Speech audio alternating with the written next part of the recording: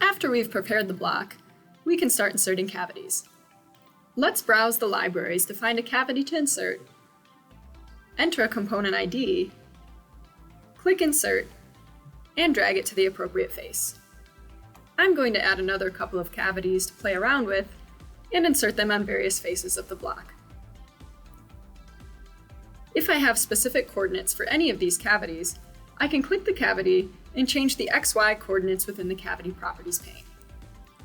While I'm there, I can also assign various nets to individual cavities and ports.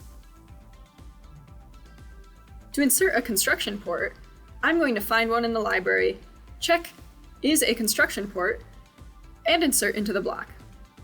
I can do the same with expander plugs, BSP ports, and metric ports. If I forget and don't click Is construction port while inserting the cavity, I can do it later in the Cavity Properties pane.